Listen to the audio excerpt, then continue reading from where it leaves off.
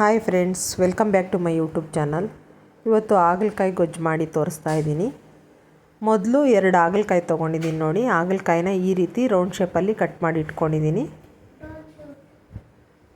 ನಿಮ್ಗೆ ಯಾವ ಶೇಪಲ್ಲಿ ಬೇಕಾದರೆ ಆ ಶೇಪಲ್ಲಿ ಕಟ್ ಮಾಡ್ಕೋಬೋದು. ನಂತರ ಸ್ವಲ್ಪ ಉಪ್ಪು ಮತ್ತು ಸ್ವಲ್ಪ ಅರಿಶಿನ ಸೇರಿಸಿ ಚೆನ್ನಾಗಿ ಕಲಸಿಕ್ಕೋಬೇಕು. ನೋಡಿ, ಈ ರೀತಿ ಮಿಕ್ಸ್ ಮಾಡ್ಕೋಬೇಕು. ಚೆನ್ನಾಗಿ ಮಿಕ್ಸ್ ಮಾಡಿಕೊಂಡು ಒಂದು ಅರ್ಧ ಗಂಟೆ ಸೈಡ್ಗೆ ಇಟ್ಕೊಬಿಡಿ. ಇದನ್ನು ಮುಚ್ಚಿಗೆ ಬಿಡೋಣ. ಟೈಮ್ ಇದ್ದರೆ 1 ಗಂಟೆ ಇಟ್ಕೊಳ್ಳಿ. ನಾನಿಲ್ಲಿ 1 ಗಂಟೆ ಇಟ್ಕೊಂಡಿದ್ದೀನಿ. ನೆನೆದ್ರೆ ಕಹಿ ಅಂಶ ಚೆನ್ನಾಗಿ ಬಿಟ್ಕೊಳ್ಳುತ್ತೆ ಅಂತ.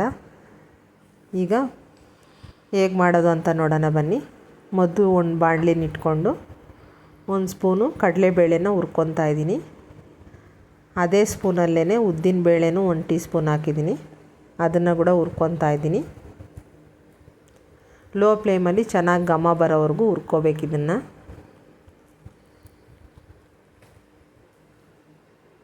ಈಗ ಅದು ಹುರಿದಿದ್ದಾಯಿತು. ಈಗ ಅದೇ ಸ್ಪೂನಲ್ಲೇ ಅರ್ಧ ಸ್ಪೂನು ಬಿಳಿ ಎಳ್ಳು ಹಾಕ್ಕೊಂಡು ಹುರ್ಕೊತಾ ಇದ್ದೀನಿ. ನಂತರ ಜೀರಿಗೆ ಅರ್ಧ ಸ್ಪೂನ್ ಹಾಕಿದ್ದೀನಿ. ಇವೆರಡನ್ನೂ ಲೋ ಫ್ಲೇಮಲ್ಲಿ ಹುರ್ಕೊಂಡು ಸೈಡ್ಗೆ ಇಟ್ಕೋಬೇಕು. ನಂತರ 2 ಸ್ಪೂನು ಕಡಲೆ ಬೀಜ ಹಾಕಿ ಹುರ್ಕೊತಾ ಇದ್ದೀನಿ ನೋಡಿ. ಇದೇ ಮೇಯ್ನ್ ಇಂಗ್ರೀಡಿಯೆಂಟ್ಸ್. ಇದಕ್ಕೆ ತುಂಬ ಚೆನ್ನಾಗಿರುತ್ತೆ. ಕಡಲೆ ಬೀಜ ಹಾಕೋದ್ರಿಂದ ಅದರ ಕಹಿ ಅಂಶ ಸ್ವಲ್ಪ ಕಡಿಮೆ ಆಗುತ್ತೆ.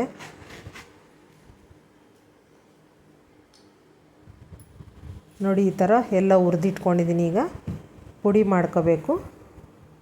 ಈಗ ನೋಡಿ, ಚೆನ್ನಾಗಿ ನೆಂದಿದೆ. ನೀವು ನೋಡ್ತಾ ಇರ್ಬೋದು. ಅದರಲ್ಲಿ ನೀರು ಚೆನ್ನಾಗಿ ಬಿಟ್ಕೊಂಡಿದೆ. ಆ ನೀರನ್ನೆಲ್ಲ ಚೆನ್ನಾಗಿ ಈ ಥರ ಹಿಂಡ್ಕೋಬೇಕು.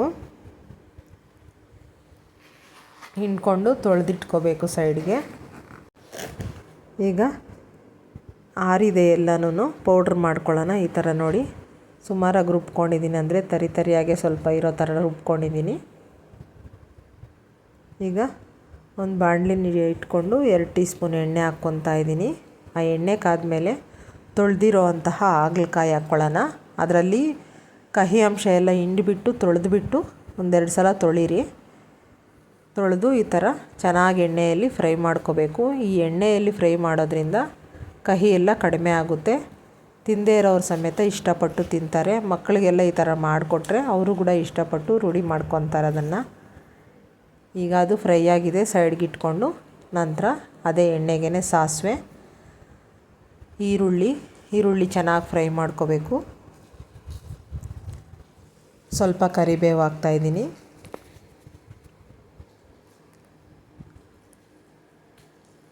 ಇಲ್ಲಿ ನಾನು ಹುಣಸೆಹಣ್ಣು ಹಾಕ್ಕೊತಾ ಇಲ್ಲ.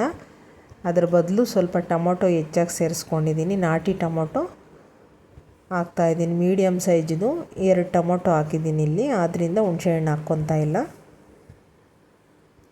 ಹುಣಸೆ ರಸ ಹಾಕಿದ್ರೂ ಕೂಡ ಚೆನ್ನಾಗಿರುತ್ತೆ.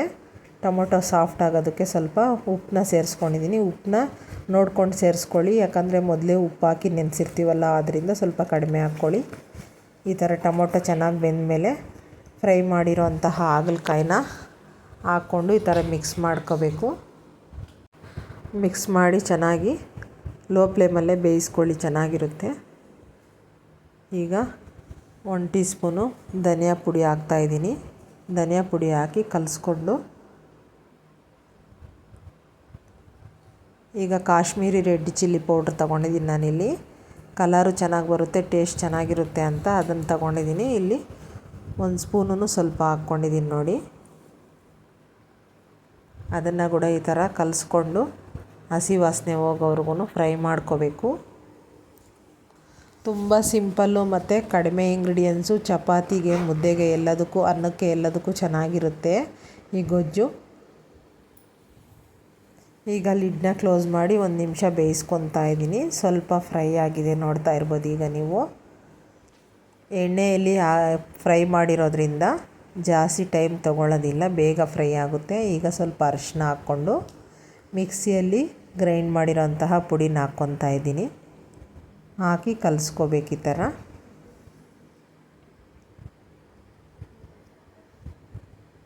ನೋಡಿ, ಈಗ ಸ್ವಲ್ಪ ನೀರು ಸೇರಿಸ್ಕೊಂಡಿದ್ದೀನಿ.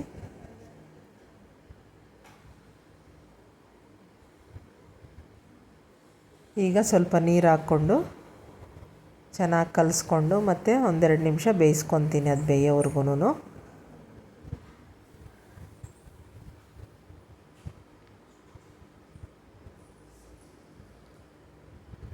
ನಮ್ಮ ಚಾನಲ್ನ ಇನ್ನೂ ಯಾರು ಸಬ್ಸ್ಕ್ರೈಬ್ ಮಾಡದೆ ನೋಡ್ತಾ ಇದ್ದೀರಾ, ಪ್ಲೀಸ್ ಸಬ್ಸ್ಕ್ರೈಬ್ ಮಾಡ್ಕೊಂಡು ನೋಡಿ.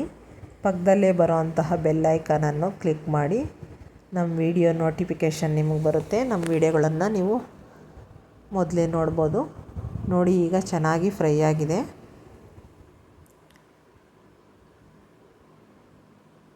ನೀವು ಕಾಯಿನ ಈ ಥರ ಕಟ್ ಮಾಡಿ ನೋಡಿದಾಗ ಬೆಂದಿರೋದು ಗೊತ್ತಾಗುತ್ತೆ ಇಸ್ಕಿ ನೋಡಿದಾಗ. ಈಗ ಕೊನೆಯಲ್ಲಿ ಸ್ವಲ್ಪ ಕೊತ್ತಂಬರಿ ಹಾಕ್ಕೊತಾ ಇದ್ದೀನಿ. ಸ್ವಲ್ಪ ಬೆಲ್ಲ ಕೂಡ ಸೇರಿಸ್ಕೊತಾ ಇದ್ದೀನಿ. ನಿಮ್ಗೆ ಇಷ್ಟ ಆದರೆ ಸೇರಿಸ್ಕೋಬೋದು, ಇಲ್ಲಾಂದರೆ ಸ್ಕಿಪ್ ಮಾಡ್ಬೋದು. ಸೇರಿಸ್ಕೊಳ್ಳಿ, ಚೆನ್ನಾಗಿರುತ್ತೆ ಟೇಸ್ಟು. ಕಹಿ ಅಂಶ ಪೂರ್ತಿಯಾಗಿ ಹೊರಟೋಗುತ್ತೆ ಈ ಥರ ಸೇರಿಸೋದ್ರಿಂದ. ನೋಡಿ ಈ ಥರ ಇದೆ ಗೊಜ್ಜು. ನಾನು ಇಲ್ಲಿ ಮುದ್ದೆ ಜೊತೆ ಮಾಡಿದ್ದೀನಿ. ತುಂಬ ಚೆನ್ನಾಗಿತ್ತು. ನೀವು ಕೂಡ ಟ್ರೈ ಮಾಡಿ, ಹೇಗೆ ಬಂತು ಅಂತ ಕಮೆಂಟಲ್ಲಿ ತಿಳಿಸಿ. ನಮ್ಮ ರೆಸಿಪಿಗಳು ಇಷ್ಟ ಆದರೆ ಲೈಕ್ ಮಾಡಿ, ಶೇರ್ ಮಾಡಿ, ಸಬ್ಸ್ಕ್ರೈಬ್ ಮಾಡ್ಕೊಂಡು ನೋಡಿ. Thank you.